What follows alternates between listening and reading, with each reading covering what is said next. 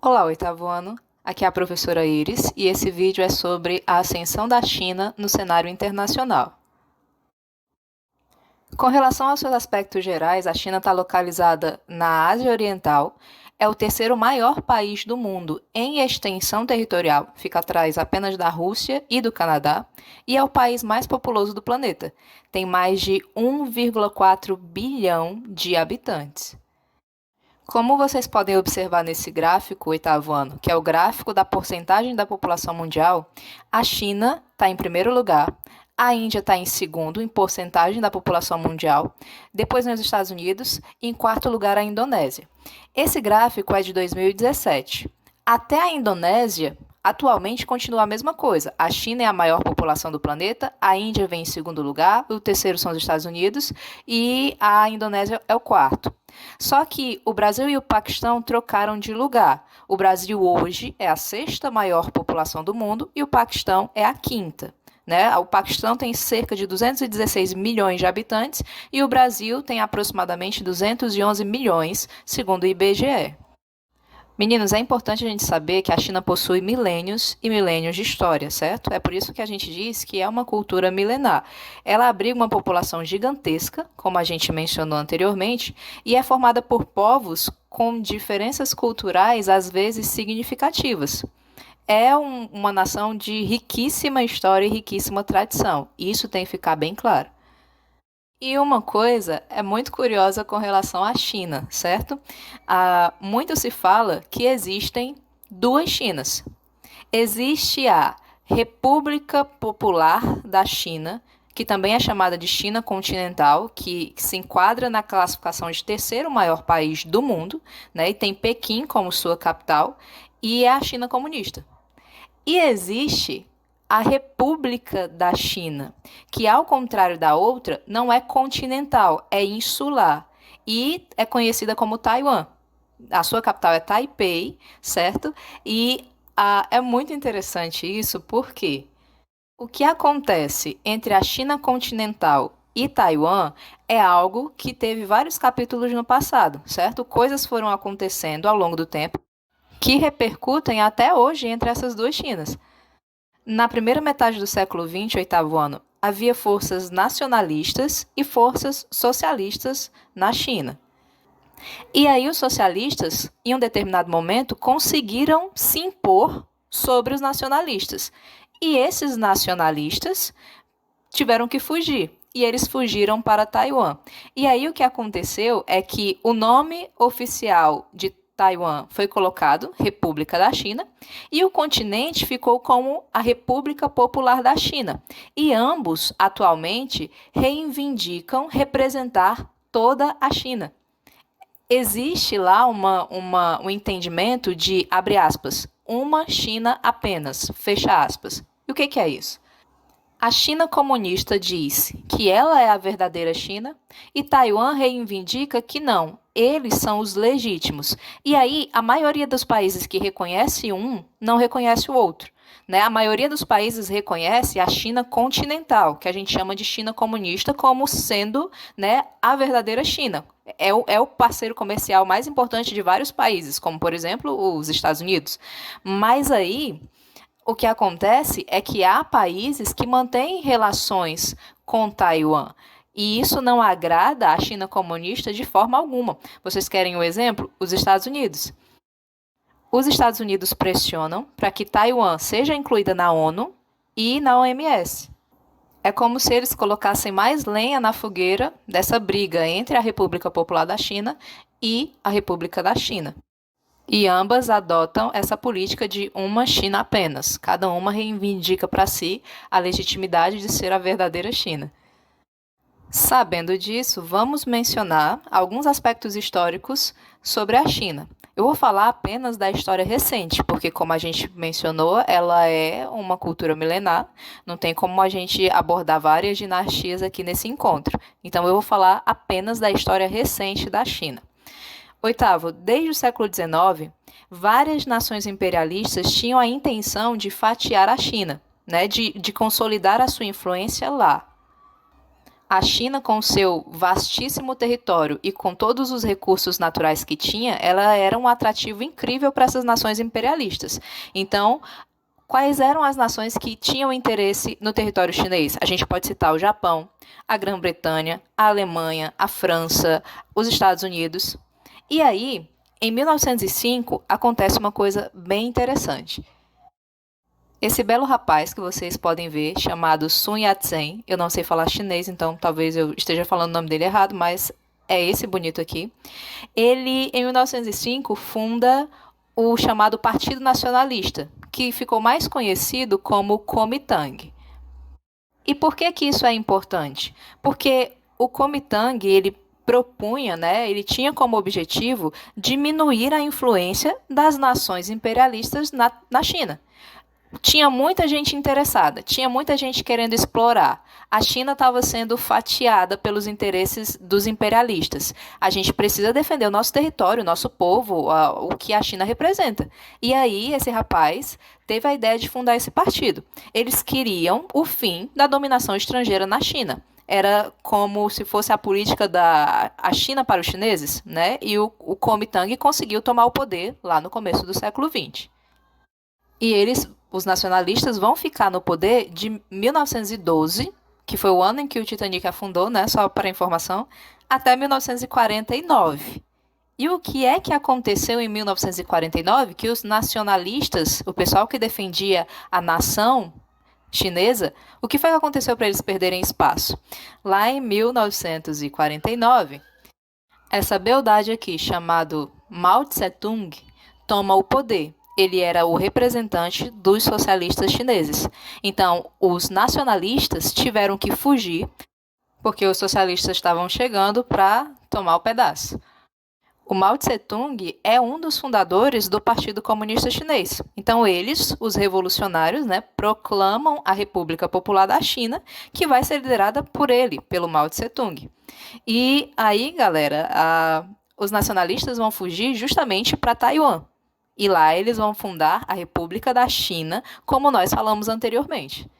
O governo do Mao Tse-tung vai de 1949 a 1976, que é o ano em que ele morre. E aí, meninos, quem vai assumir o poder naquela China, a partir de 1976, é uma ala reformista do Partido Comunista Chinês.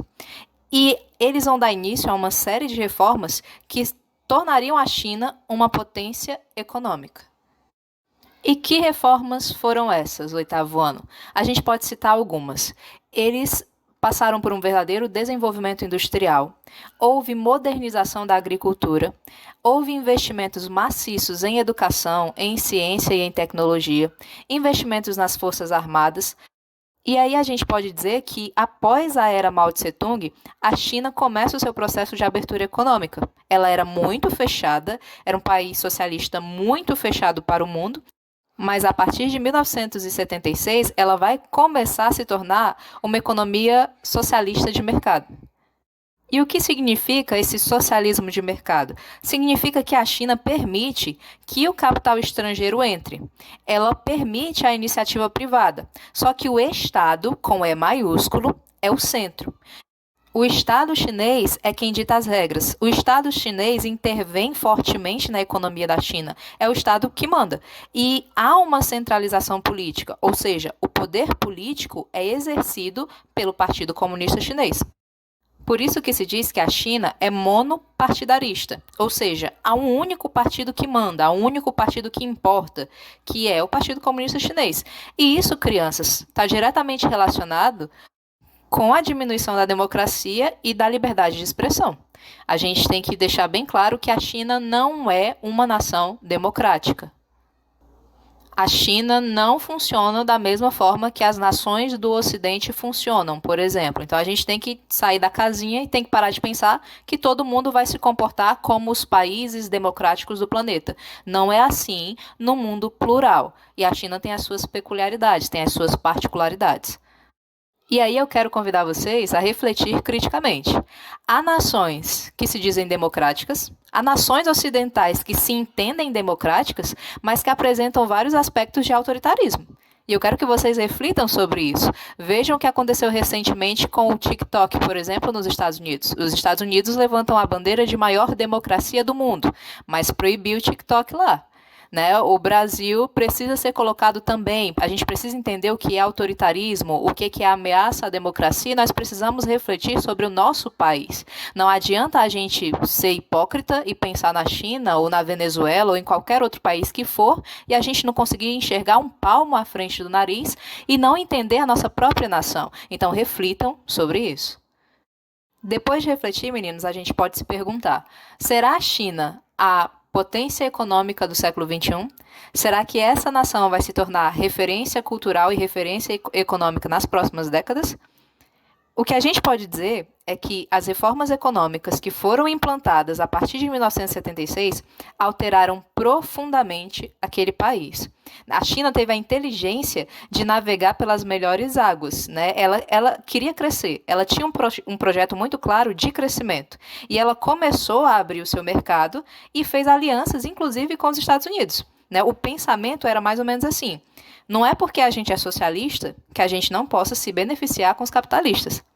E aí, nas últimas décadas, a China apresentou índices de crescimento assustadores e ela alcançou o posto de segunda maior economia do mundo, atrás apenas dos Estados Unidos. Ora, meninos, a China investiu pesado em educação, ciência e tecnologia. Ela é riquíssima em recursos naturais em seu território, fez investimentos maciços em infraestrutura. Ela tem um imenso mercado consumidor e uma mão de obra abundante, né? A gente está falando do país mais populoso do mundo. E, além disso, essa mão de obra não é tão qualificada quanto a de outros países com economia sólida. É uma mão de obra barata. E todas essas coisas juntas, dentre outras coisas, acabaram transformando a China num paraíso de crescimento econômico.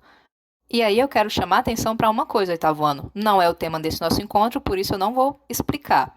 Mas eu quero que vocês anotem e pesquisem qual a diferença entre crescimento econômico e desenvolvimento econômico. São duas coisas distintas e eu quero que vocês saibam o que é cada uma delas. Eu acabei de mencionar que a China se tornou um verdadeiro paraíso para o crescimento econômico. Eu não usei a palavra desenvolvimento, certo? Pesquisem mais a respeito. E aí, só para vocês terem uma ideia, a China é o maior exportador mundial de mercadorias. A China é o maior parceiro comercial dos Estados Unidos. A China é o maior parceiro comercial do Brasil. É o maior parceiro comercial da Argentina. É o maior parceiro comercial do Mercosul. E se eu fosse ficar falando aqui, eu falaria de inúmeros países. Ela é o maior parceiro comercial de um monte de nações.